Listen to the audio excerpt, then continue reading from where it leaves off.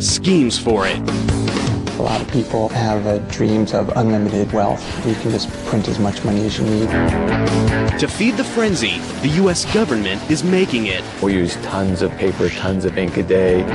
Counterfeiters are faking it. We have a problem that is worldwide. It's global. And thieves are taking it. There was an employee who had an artificial leg, and over a period of time would place gold bars in the leg and walk out with them. Uncover the need and greed for green.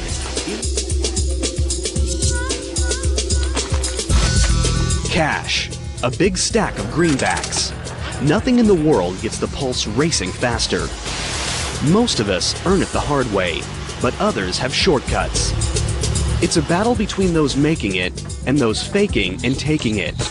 And ground zero in this currency combat is the U.S. Mint and the Bureau of Engraving and Printing.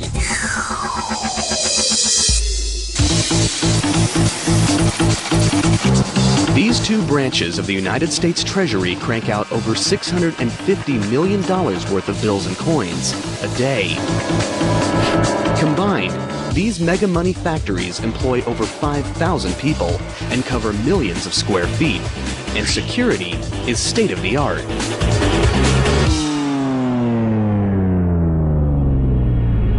But where there's money, there's trouble. And some just can't resist the temptation to get rich quick. One man dreamed up a scheme so outrageous it would go down as one of the biggest, boldest counterfeiting operations in United States history.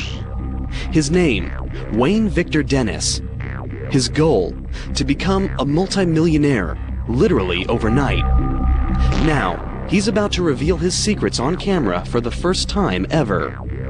Well, counterfeiting has always been kind of a dream way in the back of my mind. I think a lot of people have dreams of unlimited wealth, where you can just print as much money as you need. 1991, Wayne Victor Dennis sets his plan in motion. The first step?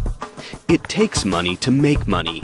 So Dennis empties his savings accounts and borrows whatever he doesn't have to pull together his target budget of $50,000. Next, he contemplates what denomination to counterfeit. I chose $20 bills because hundreds get scrutinized too easy. 20s, I know that people just accept them, like the method of just take them and throw them in their cash register drawer. First, Dennis needs a place to print the counterfeit bills. He rents a house from his uncle in South Florida. He soundproofs a secret room, then moves in a 750-pound offset press that he picked up from a printing supply house. It's a machine he knows nothing about, but that's not going to stop him now. What was supposed to be a 2-year vocational school, I taught myself in 2 weeks through experimentation. Dennis now begins the plate making. Using a stationary camera, he photographs 4 brand new $20 bills. It's at this stage when Dennis knows he's crossed the point of no return. Once you start photographing the money and you have negatives, then that's when you start getting nervous, because now there's evidence against you. The next step? He needs paper, but not just any paper. It has to have the distinct weight and texture of money.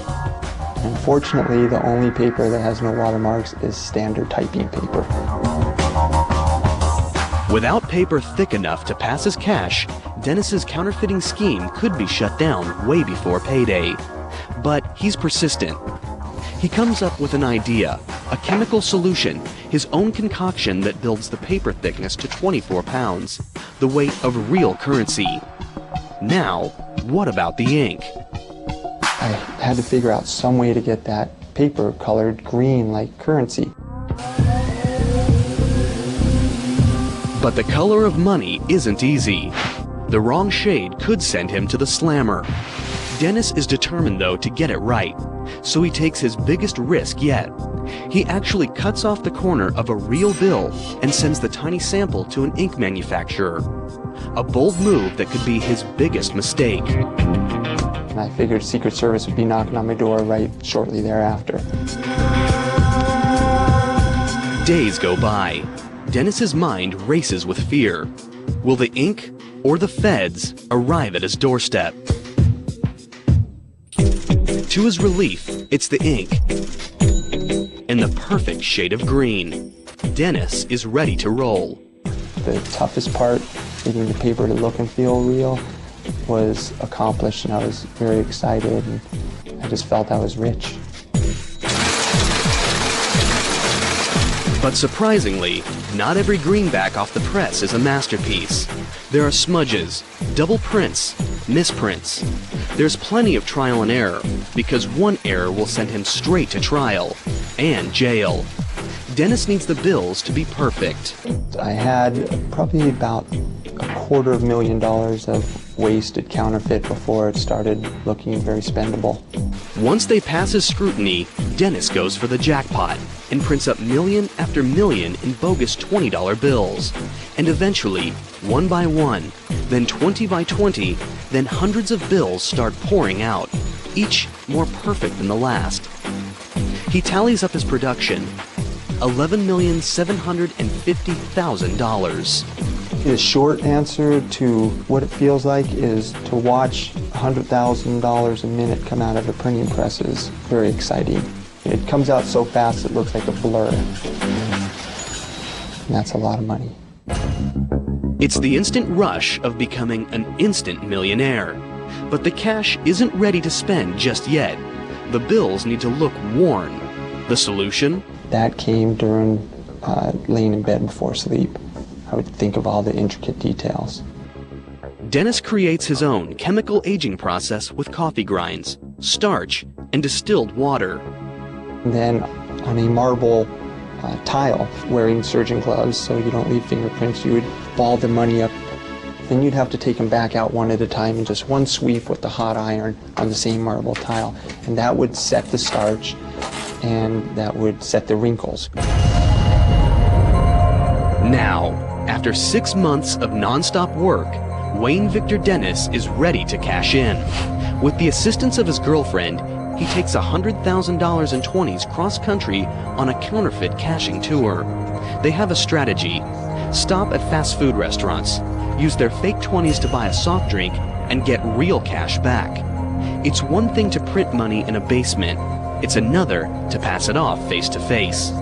Dennis still remembers their first stop. I can help you. Can I just have a small Coke, please?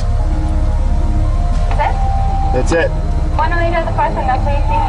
Thank you. Thank you. It was very nerve-wracking. I have to say I had a drop of sweat coming off my forehead. My hands shook like a leaf in the wind, and I handed her the money shaking. She put it in the cash register and gave me back my change. I was still shaking, but it was right then I knew that it was going to work, and I was an instant millionaire. Now I'm $18.88 richer. The success intoxicates Dennis, sending him and his girlfriend on a spree across the country. One thing that I thought was pretty ingenious was to leave some of the counterfeit at grocery stores, throw a little out the window at nighttime so people would find it and they would cash it in places I would never cash it. So therefore the Secret Service couldn't say a pattern. Finally, they pull into the ultimate money mecca, the bright lights and big greed of Las Vegas. I figured if we can pass it in Las Vegas and not get caught, then we can pass it anywhere. Because the change persons in the casinos, that's all they do 8 hours a day is handle money. And it passed quite nicely. About $4,000 an hour they're able to funnel through the casinos. Dennis and his girlfriend become instant high rollers. At first, Alexa and I were cashing the counterfeit through the casino, and we're playing 21 and roulette and getting change from the cashiers. We're making great money. Flush with success and fatigued by the hard work of making millions, Dennis and his girlfriend decide to take a break. So we decided to go upstairs to the mezzanine where they had arcade games. Ironically, it's when they let their guard down that the stakes get their highest yet. Dennis passes off a counterfeit 20 to a teenage employee at an arcade game. She's not experienced with big cash, but she has a nervous habit that's about to expose his entire operation. She was tearing the corners off of all the bills, and when she tore the corner off one of my bills, she noticed it was white inside. I did not put enough alcohol in the ink to bleed it through the paper, so it was white inside. She called security without alerting me. Dennis is immediately backroomed, but he's prepared to face off with the feds. We came up with this story that I found a briefcase on a dock in Miami, and when I got home, I opened up the briefcase, I had to pry it open, and I found currency. But the authorities don't buy it. While Dennis is locked up in jail, Secret Service agents search his hotel room. They find the smoking gun, a logbook that describes every incriminating detail of the operation. And I knew we were pretty much finished. That logbook, that was the damning factor.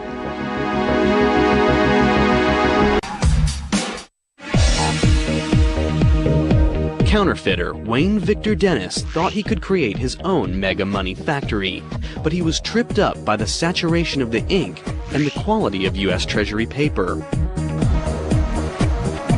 The real paper comes from Crane & Company of Dalton, Massachusetts. They've been making special paper for U.S. currency since 1879. Their product is unlike any other paper in the world. U.S. currency has that feel of strength that you can snap and feel. The recipe for making paper nearly impossible to counterfeit is top secret. But here's a hint. Most paper is made from wood. Crane & Company's currency stock is made from cotton and linen. The 8-step process begins with 6,000 pounds of cotton. It's loaded into a giant boiler and pressure cooked for 2 hours.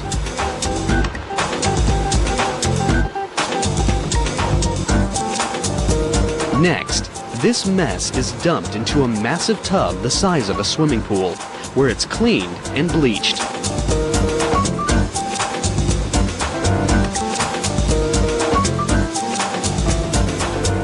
The raw materials are pressed,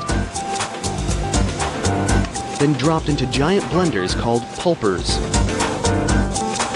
This unique process is what gives real paper money that crisp feel that's nearly impossible to duplicate. The paper makers also add some amazing high-tech secrets we're about to expose. It's all in the inside layer, the same layer that tripped up counterfeiter Wayne Victor Dennis. Paper has a front and a back, and most people don't think a lot about the middle. But it's in the middle of the paper that a lot of the technology that contributes to making paper a counterfeit deterrent resides. It's a technique first introduced in 1996, when upper denomination bills got their major makeover. While the pulp is still wet, highly trained specialists tint the pulp, add color fibers, and presidential watermarks. Much of the exact process is top secret, but here's a tip. The fibers are drawn to conform to a wire mesh pattern in the forming process. That image is simply a result of more and less of the very same fiber that constitutes the bulk of the banknote. Next, it's time to add the Treasury Department's ultimate secret weapon, one that no counterfeiter has yet been able to replicate. They're called security threads. Each of these threads has microscopic numbers on them, 42 thousandths of an inch tall, denoting the bill's value. Using transmitted light, the text is clearly visible, but copiers and counterfeiting machinery that use reflective light see nothing. Can printing presses like the one Wayne Dennis used match this microscopic detail? You'd have better luck replicating a Rembrandt with a paint roller. The high-tech paper's now ready for drying. Using furnace-like heat presses move with precision to squeeze out any moisture and create rolls that are 8 feet wide and weigh more than 4 tons. Since the watermarks and security threads are embedded inside the paper, each giant roll is made for just one denomination. This giant tube looks more like bulky insulation than a big bankroll. But think again.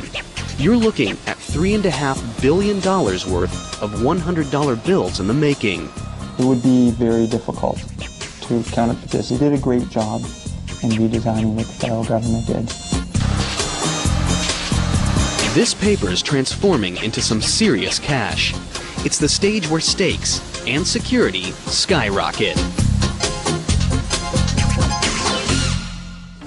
Wayne Victor Dennis made nearly $12 million of fake bills by cranking them out on a standard printing press. But the real deal? It all happens here in Washington, D.C. at the Bureau of Engraving and Printing's huge money factory. Every step along the way is designed to stop counterfeiters in their tracks. They occupy acres and acres of space, hundreds of thousands of square feet. It's a major operation. Inside, thousands of employees are involved in the money-making process, 24 hours a day, 5 days a week. And security? It's round the clock and never blinks, because working with money can be very tempting.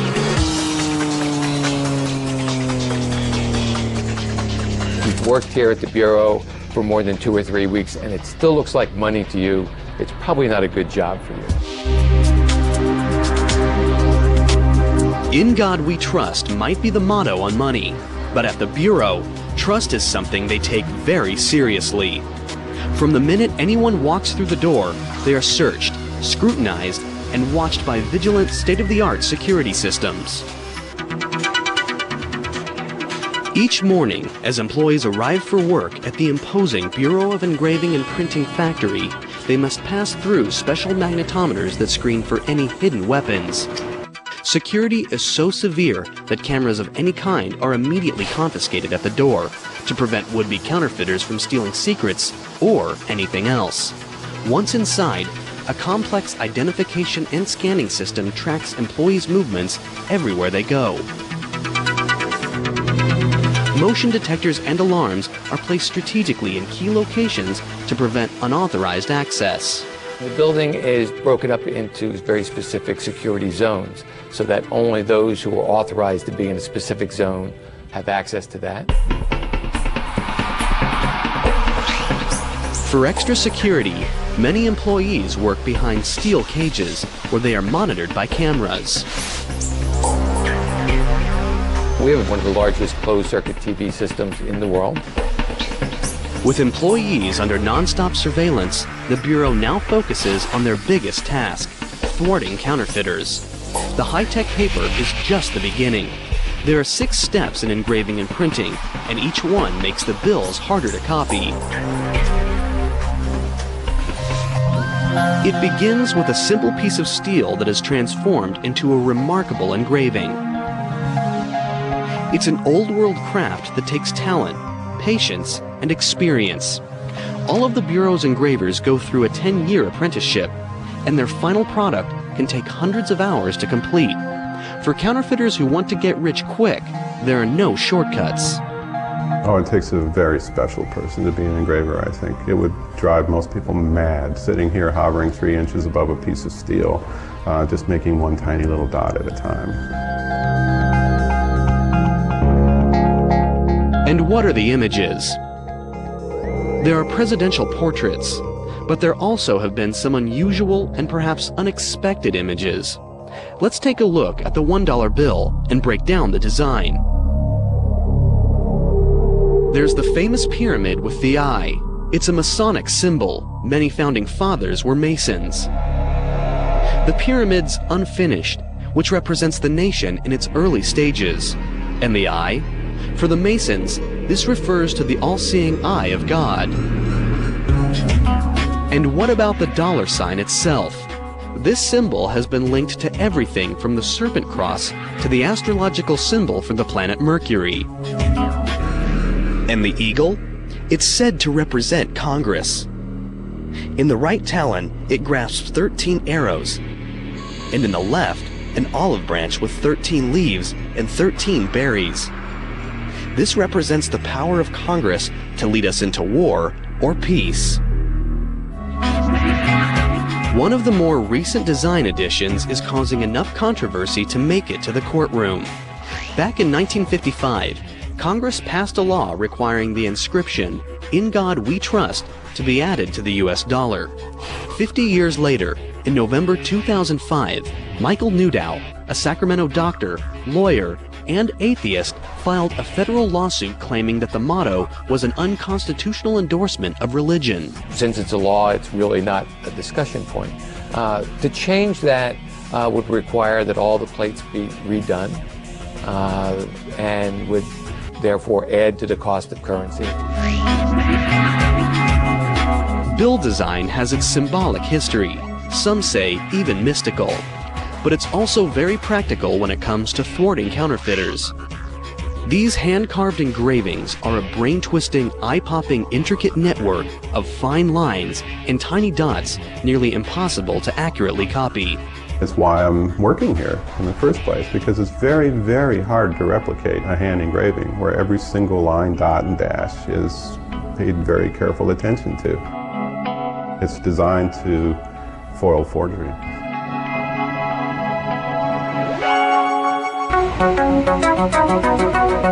With the printing plates ready, the job moves from skilled human hands to hardcore machinery, the Bureau's massive printer called the Simultan.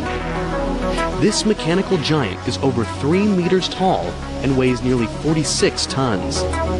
It's the only press in the world that prints both sides of a sheet simultaneously, something that counterfeiters can't easily replicate. Its job: stamp in some key images, the subtle peach and green stripes, the 20 USA banner, and the nearly invisible 20 numerals. After the ink dries for 72 hours, the Bureau's ready for the next step, the intaglio engraving press. It literally pushes the paper into the ink-filled grooves of the plate. It's the process that gives money that raised look and feel that's so hard to copy, something no color copier in the world can accomplish. The intaglio press prints one side at a time. The back side is first, the green back side. It needs another full 3 days to dry, or else. And you can see how running your finger across it with just a little pressure will move the raised ink off and smudge it pretty good.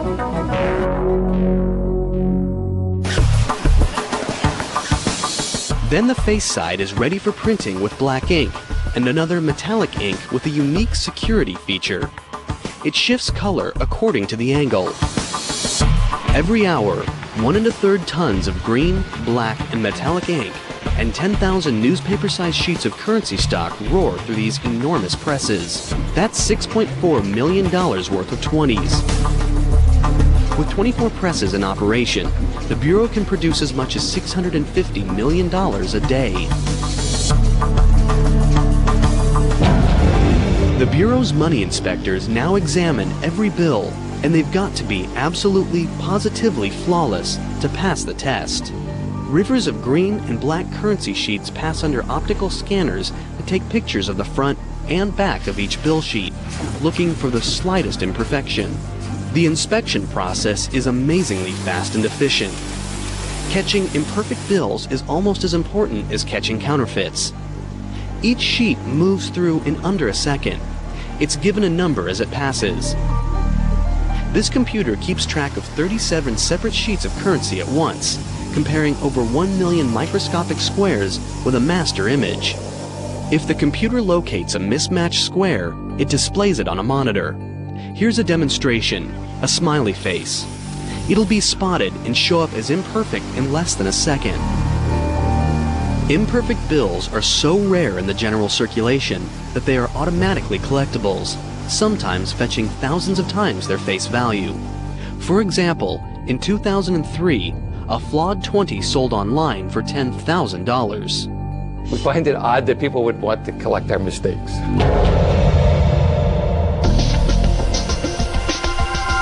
Once they pass inspection, the Bureau adds the Treasury and Federal Reserve seals and the bank and serial numbers to the uncut sheets of money. It's like the money's home address.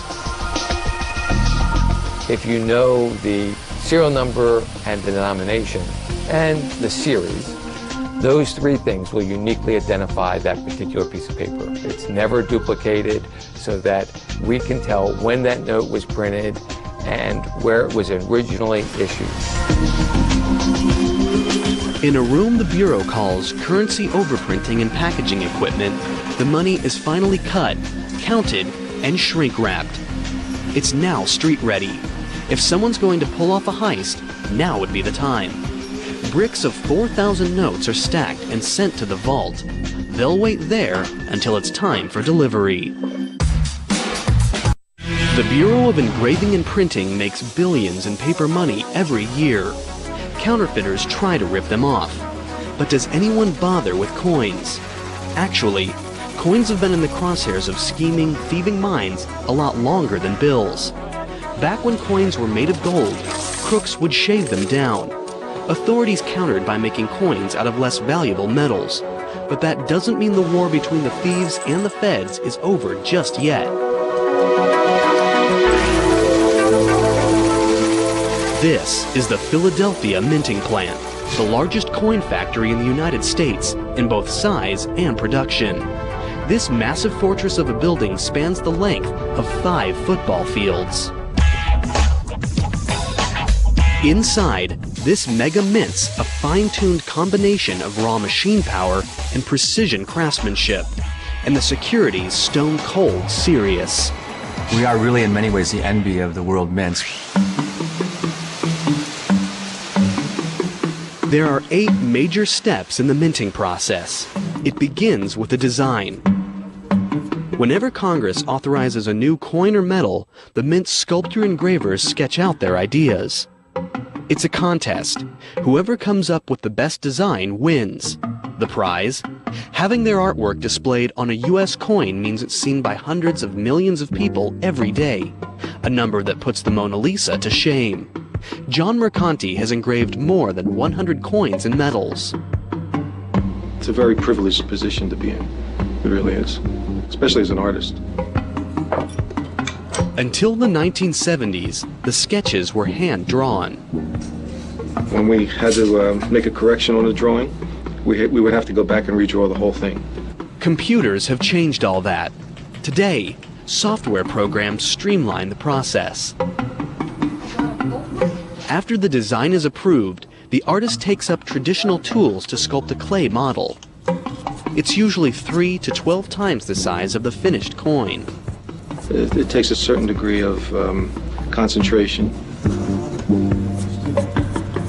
Sometimes it's almost monastic in seeing the engravers in their cells, what I call cells, working very quietly and very intense. The team makes a negative rubber mold of the large design. Then, liquid epoxy is poured into the rubber mold and hardens, creating a more durable model to work with. This model is mounted onto a machine called a transfer engraver. At the other end, a tool cuts the reduced design into a steel blank called a hub. It will be an exact replica of the large model, but engravers still have to double-check for any tiny errors. This is the only place in the world where you'll see a bunch of grown adults standing around a table completely frustrated over a little piece of metal just the size of a quarter that just doesn't quite look the way they want it. Once perfected, dies, 2 pieces of steel that will stamp the design on the coins, are made from the master hub.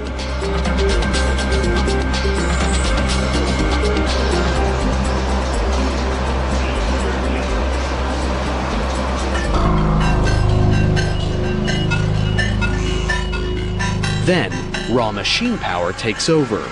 Every day, inside this massive room, monster machines consume thousands of tons of 13 by 1,500-foot metal strips of copper and nickel alloy, and every hour punch out round blanks by the thousands. The blanks are softened in these towering annealing furnaces, and then run through a washer and dryer. Next, giant upsetting mills exert tons of pressure on the softened blanks, squeezing up rimmed edges.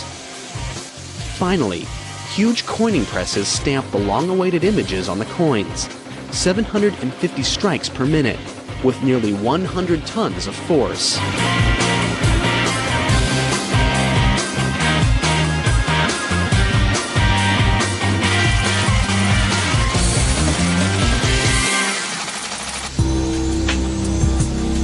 The coins are spot-checked for errors.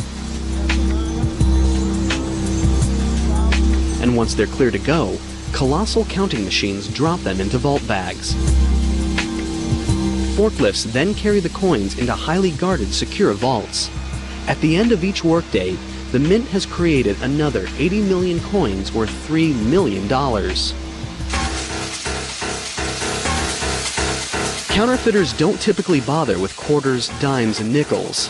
When it comes to ripping off the Mint, the most likely threat is theft. Security is very serious. Anyone visiting or working at the Mint will have their pocket change immediately confiscated at the door. And the vending machines inside? They only accept prepaid plastic. No high security facility has ever really successfully been robbed unless it was due to an insider's participation.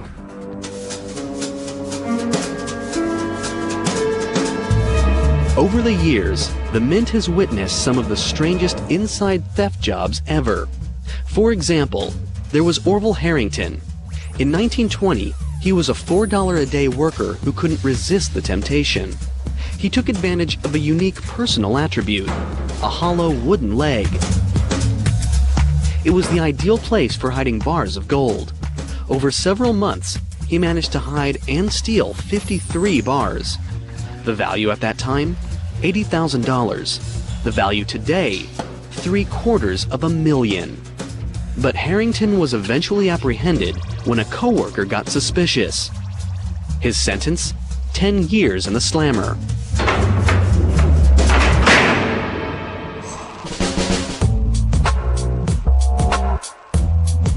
In the late 70s, the New York Mint was the target of an even more bizarre robbery.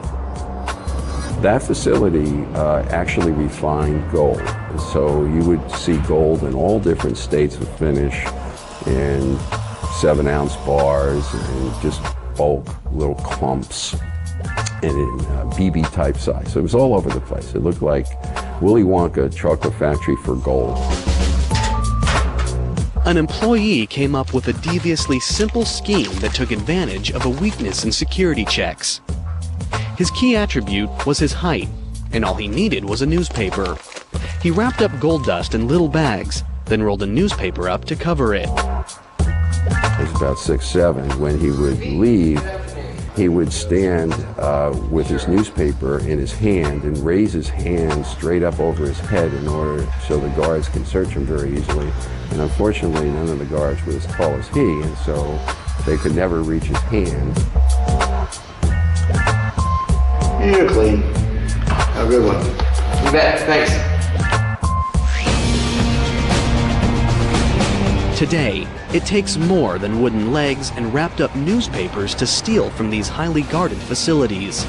They've got their own armed police force whose job is to protect over $100 billion in gold, silver, and coins.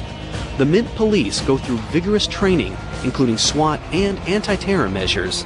The bottom line is preventing crooks from getting inside in the first place. Working around money means you have to make sure that the people are honest. And before they're hired, we make sure we check them thoroughly. And make no mistake, at the Mint, everything gets checked, from backgrounds to back pockets.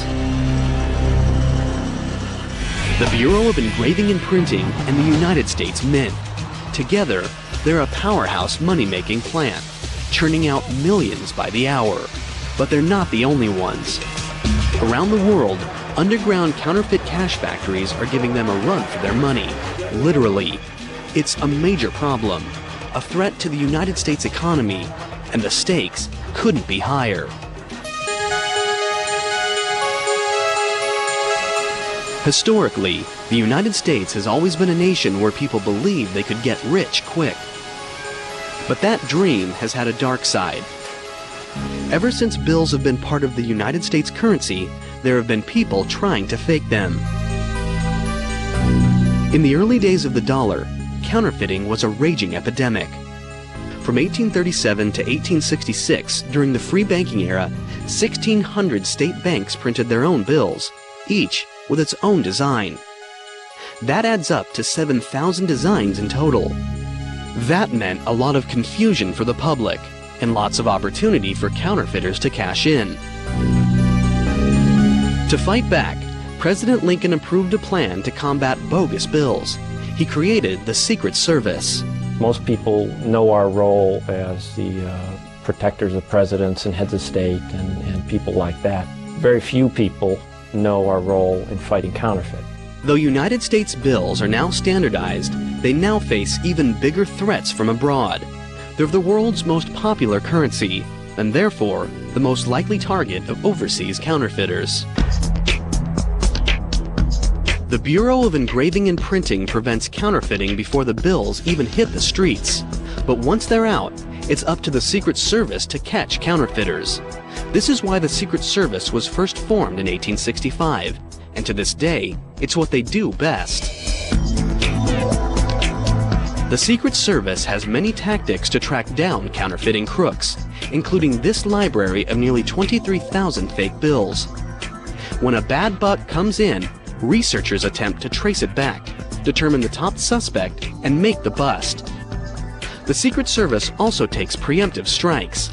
Together with the Federal Reserve, they've created software that prevents scanners from copying bills at 100%. Try it, and a warning appears on your computer screen. The fight against counterfeit's not all high-tech. Secret Service dogs can sniff out more than drugs. We trained 12 dogs down there to detect counterfeit money by smell. It's based on the drug detection dog program that most people are familiar with. And sometimes, the hunt for counterfeiters takes the Secret Service to some of the most dangerous locations in the world.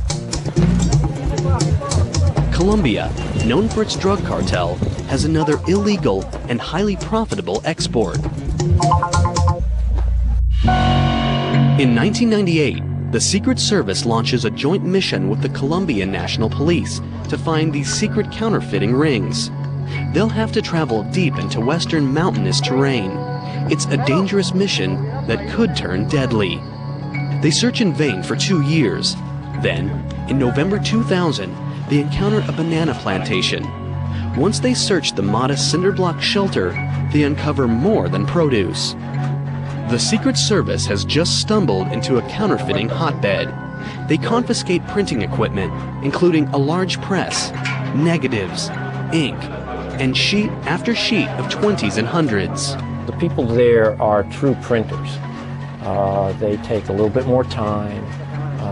They try to get the paper a little bit closer. They try to get the inks closer. They'll try to counterfeit some of our security features and those kinds of things. They've caught the counterfeiters, but how many of their bad bills have hit the streets? After matching the style of the money in the room to illegal currency that had been pulled out of circulation, the Secret Service determines that this small bunker had been in operation for 10 years, churning out $3 million in phony bills every week. It was a major bust, but it was only the beginning. Authorities estimate that hundreds of these hidden money-making factories are scattered throughout the country. It's an underground war that the Secret Service still fights today. We have an office in Bogota. We work closely with the police forces down there. And together we have made a significant dent in the amount of counterfeit money that's been produced in Colombia and that's coming out of Colombia. United States Mint and the Bureau of Engraving and Printing's job is to manufacture mega money. It's a high-stakes, high-security operation designed to stop counterfeits and theft. But once the money is ready to enter circulation, the opportunity for danger is even greater. When money changes hands, anything can happen. Transporting the money from the factories is a major operation that calls for the highest vigilance against gunpoint heists and even inside jobs. Each money factory has immense loading docks. Forklifts and transfer workers move the money under intense security precautions. Armed guards watch every move. At the transport points, as you're loading it or unloading it, is the riskiest part because the money's exposed for anyone to take. Millions of dollars are loaded up into unmarked 18-wheelers. And where do these semis go? They're headed to a main depot.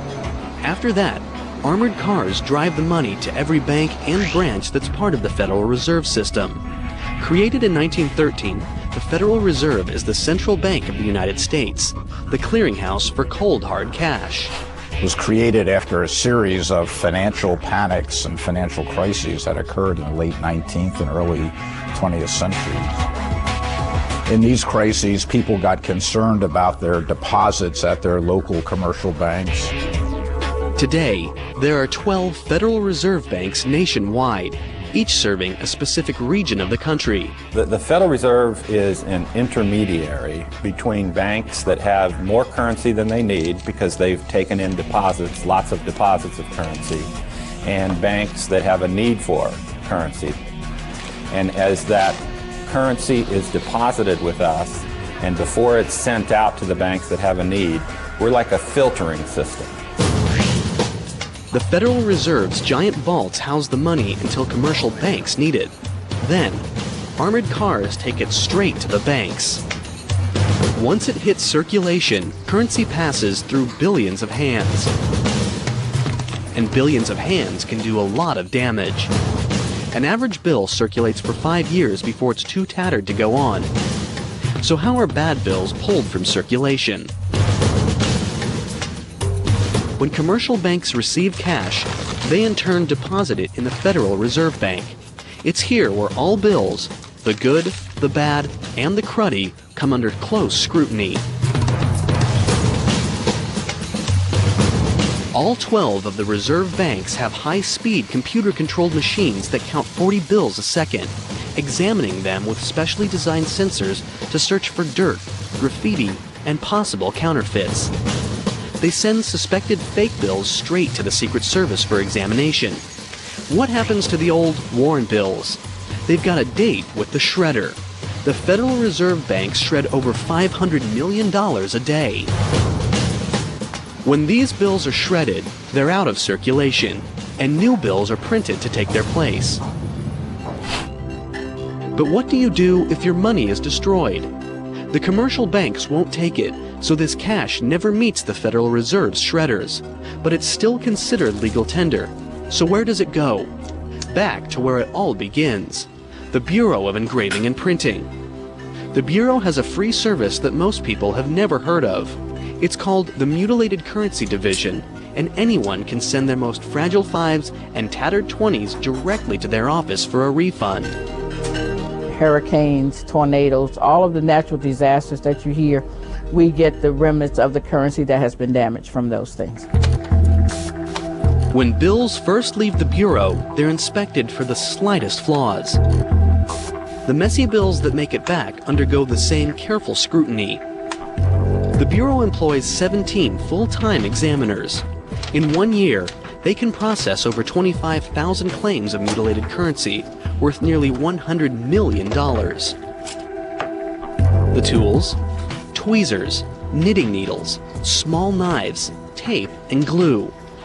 It takes 6 years of on-the-job training to learn the trade.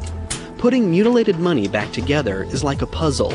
Examiners must be able to piece together more than 50% of each bill to give a refund. If the bills are legitimate, the Bureau will write a check for that amount. This cash was burned in a house fire. The ashes must be reconstructed. You have to go through and you have to figure out which piece goes where, what goes to what note. Handling all this money, though, can be a filthy job. These toxic bills were sent in after steeping in stagnant floodwaters. There are a lot of smells that come to this office.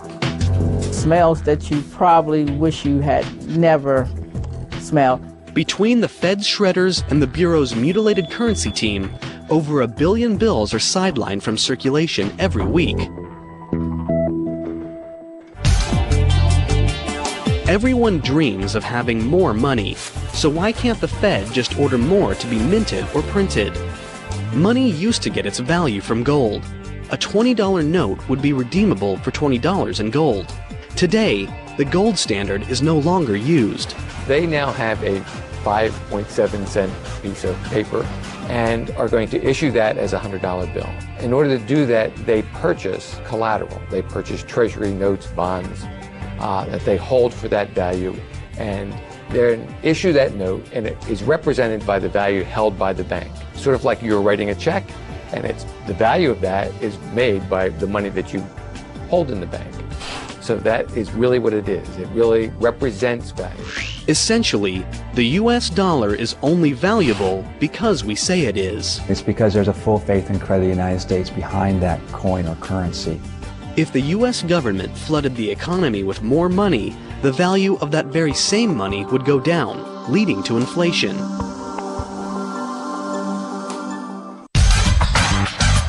Today, cash is increasingly replaced by electronic credit and debit. Is there a bleak future for money factories? Some people want to clip a branch of the money tree for good. The penny, many argue, is quickly becoming obsolete. Others, however, believe the penny is an important icon we can't afford to lose. An organization that fights for the penny, Americans for Common Sense, was established in 1990 to educate Congress on the need to keep the penny. Their thought? Since it costs 0.07 cents to make a penny, the US government is making money off pennies. And after all, pennies are lucky. Well, we're all small and we saw a penny on the ground and we picked it up. Or maybe it's one of those issues where when you look at a penny, you realize good things come in small packages, that there's the small things in life which are wonderful. And I think the penny in many ways reflects that.